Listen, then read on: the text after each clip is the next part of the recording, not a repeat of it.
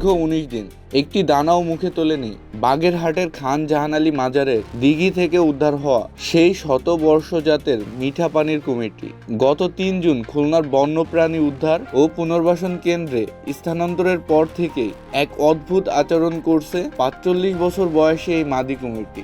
বন বিভাগের পক্ষ থেকে মাছ, মাংস, এমনকি জ্যান্ত হাঁস দেওয়া হলেও কোনো খাবারই স্পর্শ করেনি সে। দীর্ঘদিন এই অনাহারে থাকায় প্রাণীটির কি বড় কোনো স্বাস্থ্য ঝুঁকি তৈরি হচ্ছে?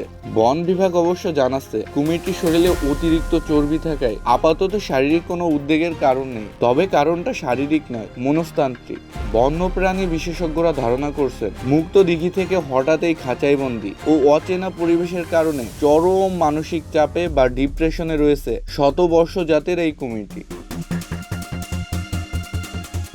কেন এই বিশাল প্রাণীকে দিঘি থেকে সরিয়ে আনা হলো? মনে করিয়ে দেই, গত ১ জুন মাজারের দিঘিতে গোসল করতে নামা এক ৭ বছর বয়সী শিশুকে টেনে নিয়ে যায় কুমিরটি, যাতে শিশুটির করুণ মৃত্যু হয়।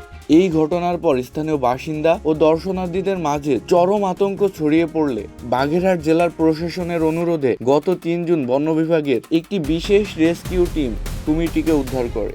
বর্তমানে সে রয়েছে খুলনার বন্যপ্রাণী বিভাগের নিবিড় তত্ত্বাবধানে। মুক্ত দিঘির এই রাজা কি পারবে খাঁচার এই বন্দিশালায় নিজেকে মানিয়ে নিতে, নাকি অভিমানে এভাবেই না খেয়ে চলবে তার দিন?